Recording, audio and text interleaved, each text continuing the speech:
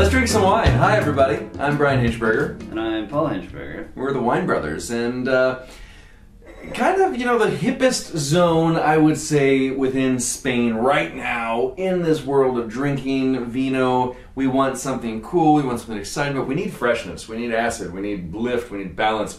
And in Spain, kind of central Spain, you kind of get these big powerhouses of Tempranillo, and the like.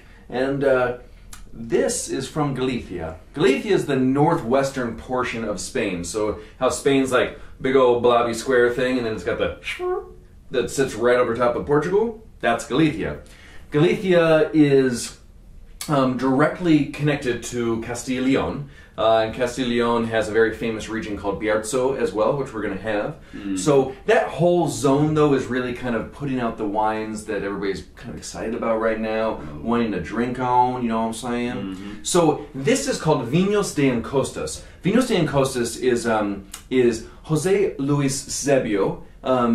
It's his personal project, so he's a really phenomenal, famous winemaker in the area. Does the wines of Coteau de Gomeritz. Gomeritz is really well known, very highly respected, and Sebio is the winemaker for that. But this is kind of his own project. It's called Viños de Encostas because it's the wine of the hills. So he's sourced out. They own all of their Ribeiro fruit, but if they're bringing in from other DOs, they're purchasing that fruit, working really closely with the farmers. But he's seeking out old vines. He's seeking out really cool plots with amazing amazing disposition to the sun. Really cool. Not even that word either. No, disposition means personality or like your attitude. Yeah, the disposition of the vineyards are amazing. Really good. I'm forgetting the word right now, but it doesn't matter. Well, you get the point. You get the point. The aspect of the wonderful personality of vineyard. That's what I was going for. I don't know where you were at. And so we're gonna start with his, first wine. Paul, when I say we're gonna start, oh, there he is. He chimed in. Now he's listening. This is called the Maisala. Maisala is a Godello. Godello, yeah. I mean, Godello, it's like one of my favorite white grapes on the planet. I think it has so much class, so much personality. And the Maisala is coming from Valdeorras. Valdeorras is the zone in Galicia on the far east side, right along the border of Galicia to Castile y León. And it has the giant river Sil slowly creeping through the valley, beautiful steep slopes. And Godello is the white varietal of the area. Talk about this wine a little bit, because this is not your just average, everyday, entry-level, quaffable little... Well, it's a lot of pear and lychee on the nose. And like some minerality, lemon lime kind of thing. On the palate, it's got like amazing acidity, but like Godello has like this texture that's like really viscous texture to it that kind of balance out that acidity. Yeah, because the acid is so... It's piercing. It's piercing. Godello, I love that. Not necessarily super high or anything, but it's like... But it's yeah. It goes right through, yeah. It's like when you have a lemon, not that tart, but it's undeniably acidic and bright. I love that about Godello. It's kind of something I always have attributed to, similar to like the laser point acidity and drive of Chablis. I love Godello and Chablis in the same kind of concept.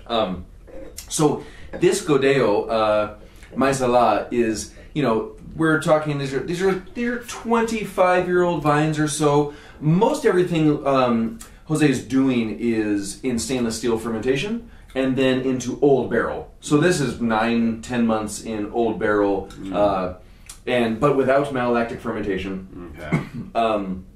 Really clean. God, the nose is so good. I love Godello so much. It's a fun little wine. Yeah.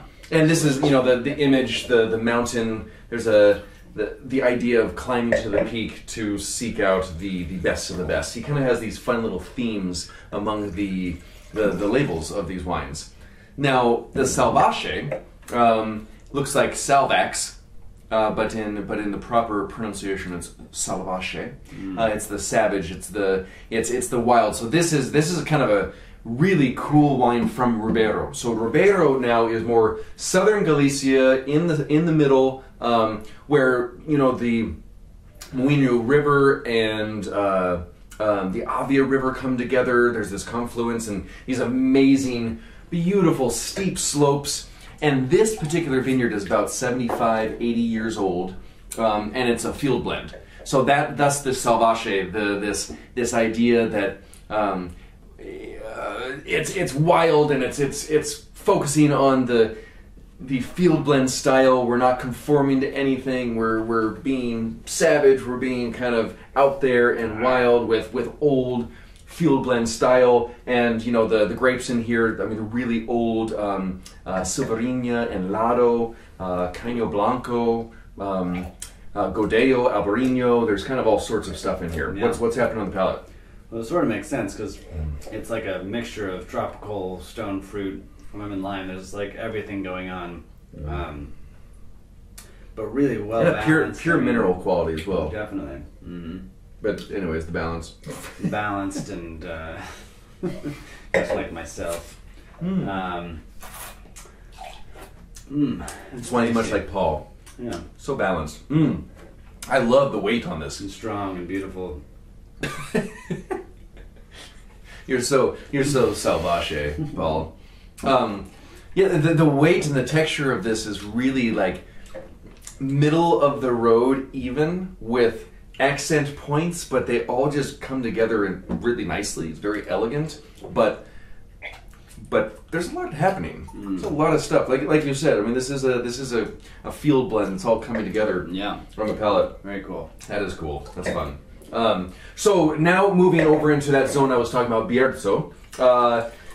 Bierzo is on the Castilla y León side of the big autonomous communities of Spain, but connected, like basically just over the border from Valdeorras. This is the Collos. Collos is 100% Mencía. So the main grape in this area is Mencía, and Collos refers to the local word for the soil type, these boulders, so that the labels kind of shows these big circle rock things. So there's large boulders. I painted a picture of it here. It's kind of like rolling boulders. You're right. Paul's amazing artwork that we've been featuring for many a vid is absolutely gorgeous, and this is truly the Collos painting right here. Thanks for bringing that up, Paul. Yeah, that's nice. So Mencía, I love. It's a really kind of up and coming grape. It has freshness, but it also has earthiness to it. There's good fruit to it. It's not just weighty and big and bulky. Talk to me, Paul. What do you got? Yeah, I mean, it's dark fruits, plummy, blackberry, but minerality. I love the minerality of Spain. It just like has a certain kind of like licking like a granite rock or maybe like schist and this wine's really about the soil type too. Yeah. What they're really trying to focus on. Older vineyard, I think 50, 60 years old.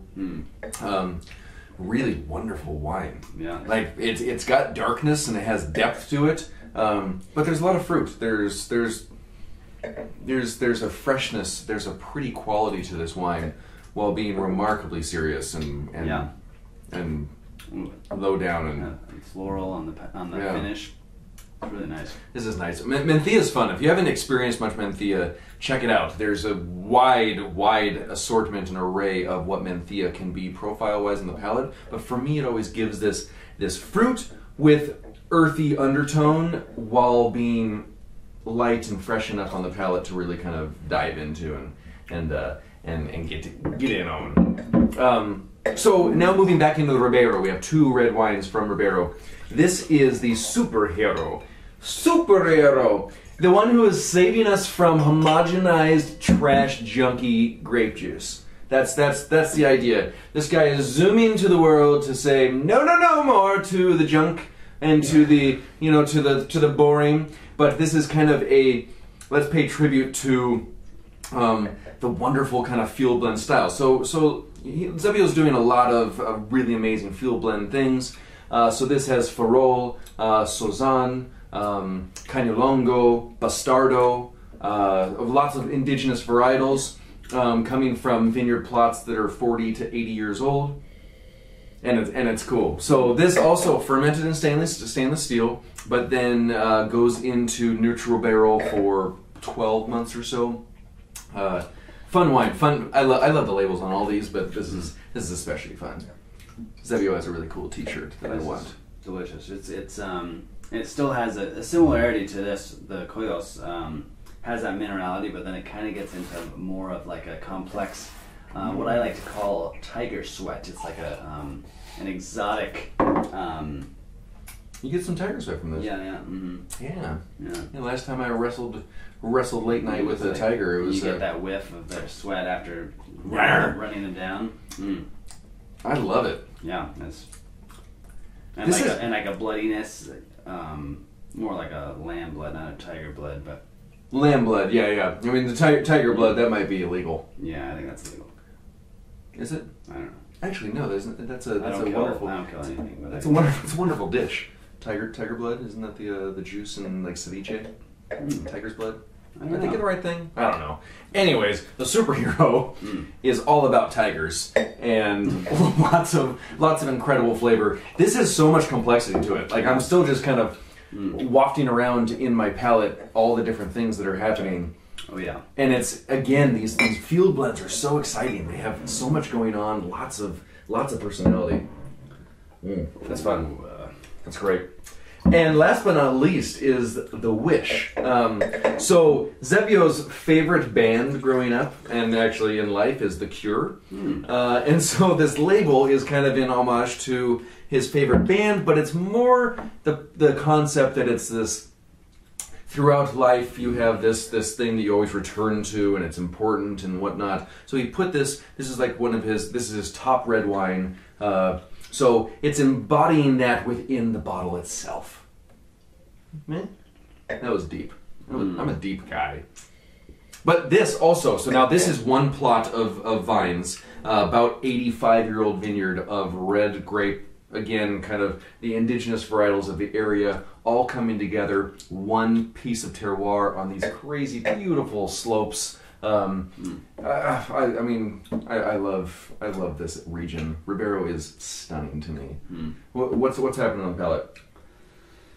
Oh, I mean, really well balanced of black cherry and that piercing minerality again. But the finish, I mean, the finish just goes forever with that cherry, black like dark cherry. Kind of that anise flavor. Kind of there's an herbaceous tone to it without being green at all. Minerality is strong. Like fresh thyme. It's really, you're right, it's so complex. It's so long on the palate. So this goes in a little longer time, about 14 months in 300-liter barrels. All of these are small production. All of these, are natural fermentation. All of this is farmed organically and biodynamically. I mean, all the reds are picked on fruit days, bottled on fruit days. The whites are picked on flower days, bottled on flower days. I mean, the wines are expressive, lots of personality. Their disposition's really incredible. Their disposition is quite rosy. Anyways, find these. Enjoy the wines of Galicia. They're so much fun. And cheers. Yeah.